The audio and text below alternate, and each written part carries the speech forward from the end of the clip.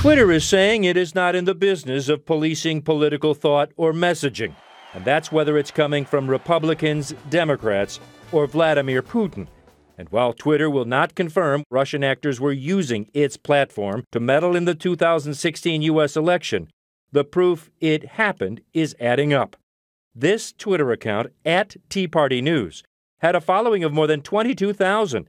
It blasted the Twitter world with pro-Trump, conservative, anti-immigrant stories and rhetoric throughout the campaign. And among its followers was the now fired member of the Trump administration, Sebastian Gorka.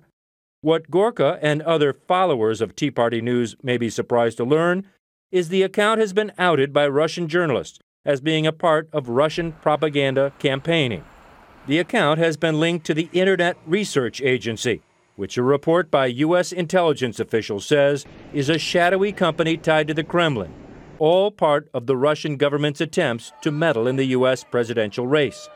Twitter accounts created as part of the Russian propaganda campaign helped the Russians form an entire army of automated Twitter bots and trolls that overwhelmingly supported one U.S. candidate. Most of the accounts are made to look like Trump supporters, but actually begin and end in Russia.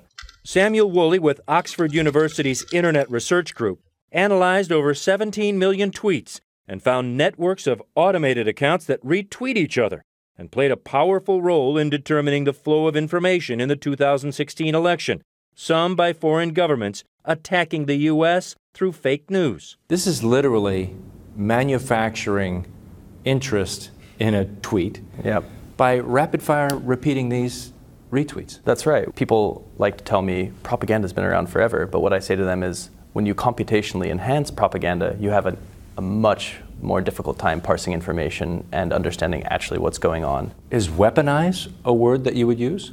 They are absolutely weaponized. Tea Party News has been shut down by Twitter. The company won't say why.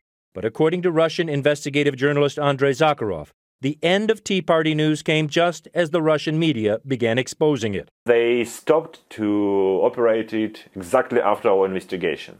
The last tweet was on the same day or one day before.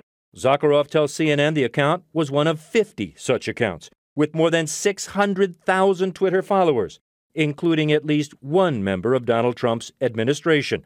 Contacted by email, Sebastian Gorka now seems to indicate he knew all along Tea Party News was a Russian propaganda site, telling CNN he followed the site for the same reason I follow CNN, he wrote, to know what the enemies of truth are doing.